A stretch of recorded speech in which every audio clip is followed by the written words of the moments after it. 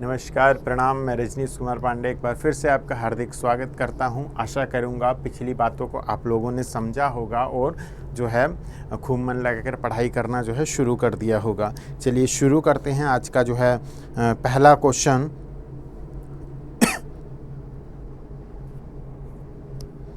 ठीक है,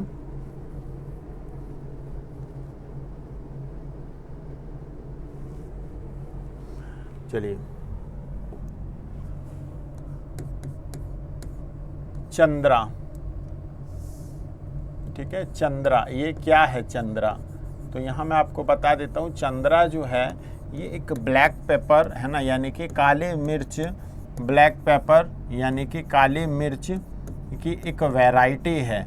ठीक है, काली मिर्च की एक वैरायटी है चंद्रा, जिसे IISR यानी कि Indian institute for species research centre ने, ठीक है, काली मिर्च की एक वैरायटी चंद्रा को हाई वैरायटी वील्ड के नाम से जो है डेवलप किया है, जिसमें जो है काली मिर्च की पैदावार को काफ़ी हद तक बढ़ाया गया है। ठीक है, तो चंद्रा क्या है? काली मिर्च की एक टाइप से एक वैरायटी है जिसे IISR ने डेवलप किया। यहाँ एक प्रश्न आप लोगों के लिए कि जो ये ब्लैक पेपर है इसे किंग ऑफ स्पीसीज भी बोला जाता है, यानी कि काले मिर्च को है ना क्या बोला जाता है? किंग ऑफ स्पीसीज भी बोला जाता है, यानी कि मसालों का राजकुमार। और यवन प्रिय भी बोला जाता है, क्योंकि एक तरह से देखिए अंग्रेज लोग भारत में क्यों आए थे? वो मसालों की खोज में, और यवन लोगों ने प्रेम किया था, इसलिए इस मिर्च को जो है यवन प्रिय भी बोला जाता है। अब बात हुई कि मसालों का राजा, तो जब राजा है तो कहीं ना कहीं रानी भी होंगी, तो क्यून ऑफ स्पीसीज किसे बोला जाता है? क्यून ऑफ स्पीसीज, ठीक है, कार्डमम को, यानी कि इलायची को। ठीक है, कार्डमम को यानी कि इलायची को, तो याद रखेंगे। ठीक है, तो ये पहला क्वेश्चन बहुत ज़्यादा इंपॉर्टेंट था। अगला प्रश्न, नेशनल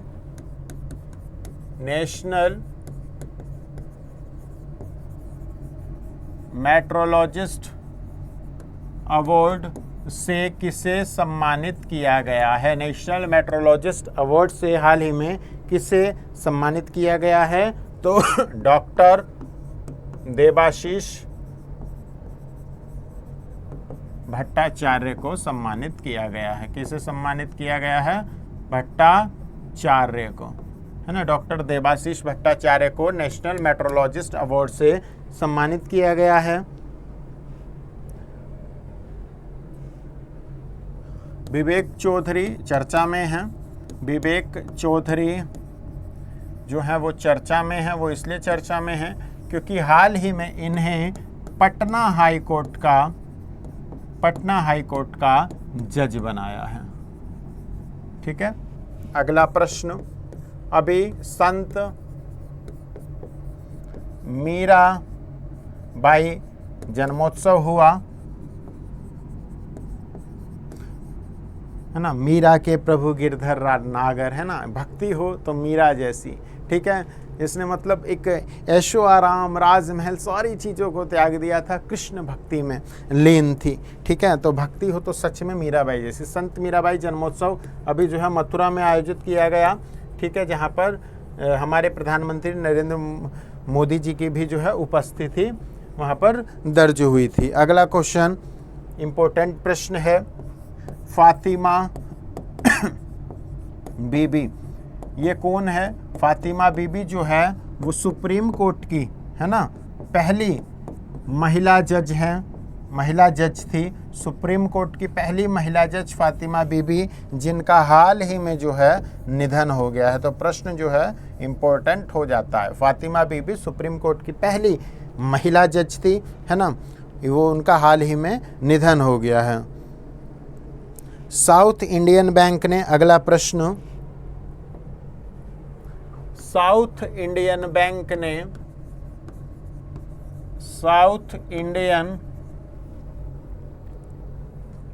बैंक ने हाल ही में एडिशनल डायरेक्टर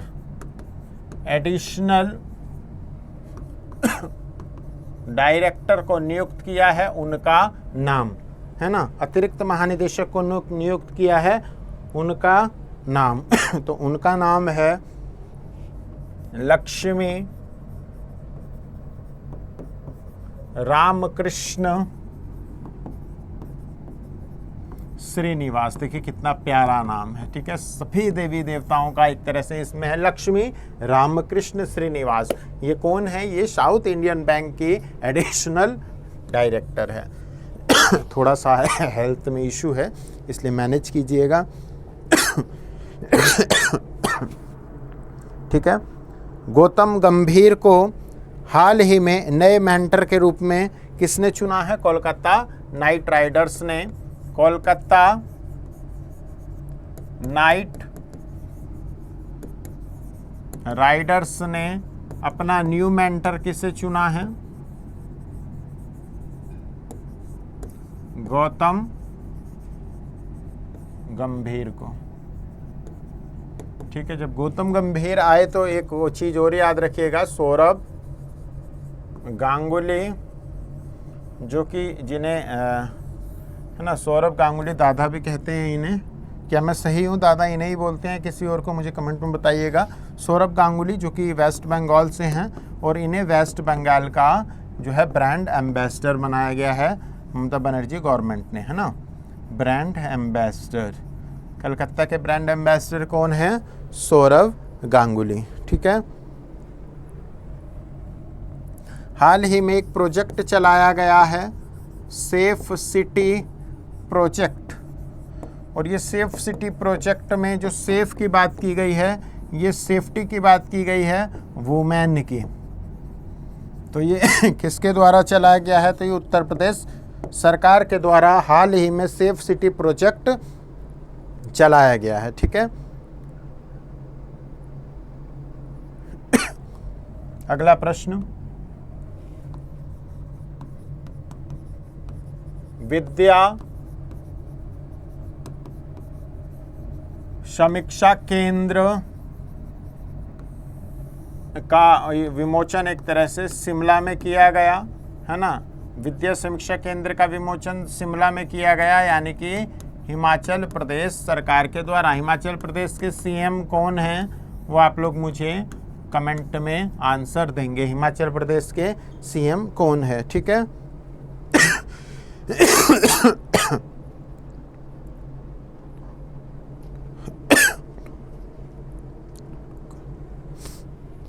ओना टुक्कर, ओना टुक्कर सिसिम, यानी कि ओना टुक्कर तिल को सिसिम बोलते हैं, तिल को जीआई टैग मिला है। ये कहाँ पर है?